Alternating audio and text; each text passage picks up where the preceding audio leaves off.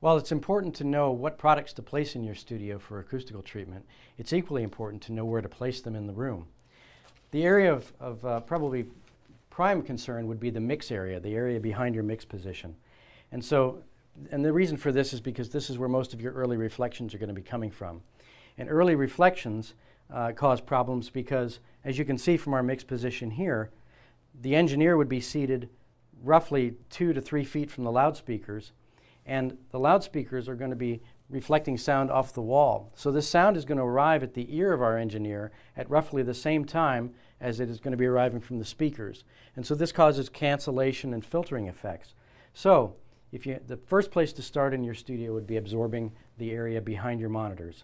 And so I would say you'd want to get the first panel dead center between the two monitors, maybe work your way up a little bit, and then if you don't have a lot of foam, this is in a small studio like this. In fact, this would probably be enough if you didn't have a lot of panels to spread around your room.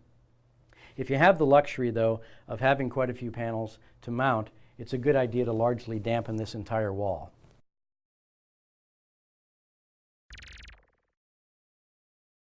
Bass trapping is probably the best place to put your bass trapping. The place to start would be in the upper corners. Two reasons for that. One, that's where most of the low frequency energy tends to congregate in a room. And secondly, especially in a small studio, we don't really want to try to avoid taking up a lot of our floor space with additional treatment.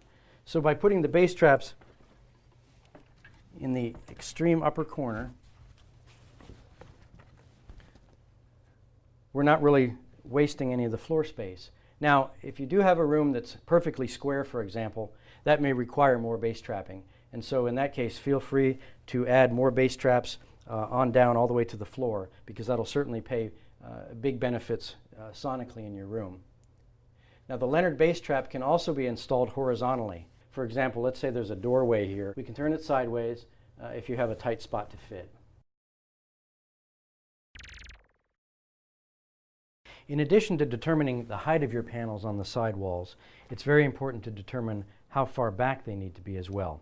So one of the tricks you can use is a trick we call the mirror trick.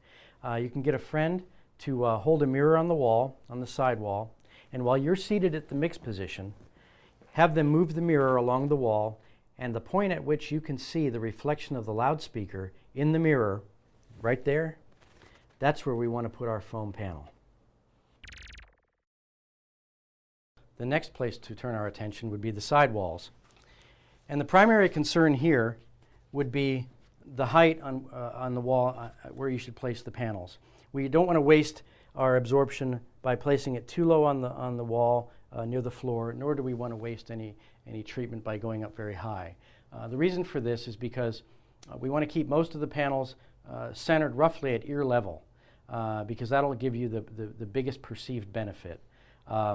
If, however, once your room is finished, you do notice some room ring, maybe some flutter echo, oftentimes that can be caused by untreated areas higher up on the wall. But those can be easily remedied by just some spot treatment.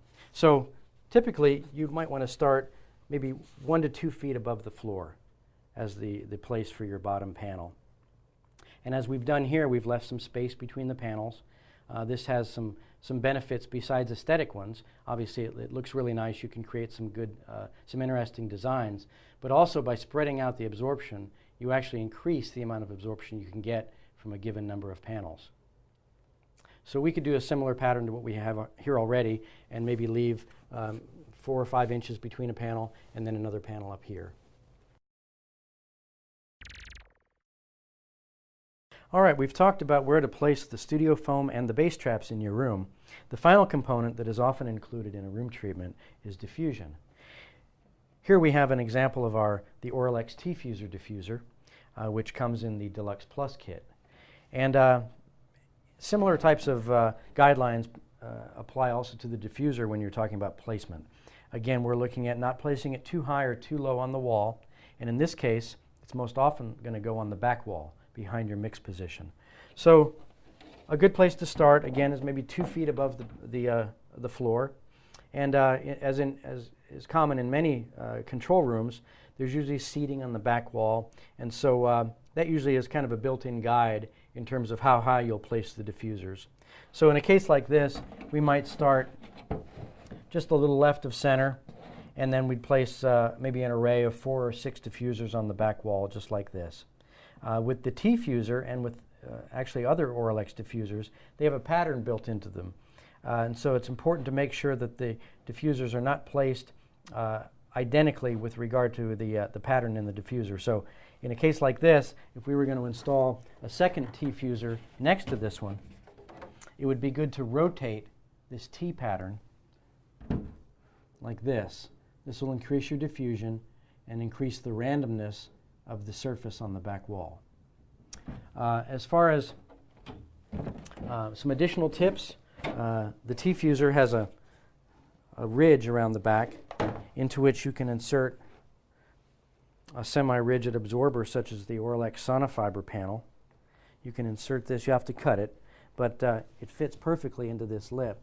And this will increase the range of diffusion and actually make your diffusers act as an absorber as well, so you get some additional absorption from the device. As far as the other placement consideration is, how far back is this going to be from your mix position?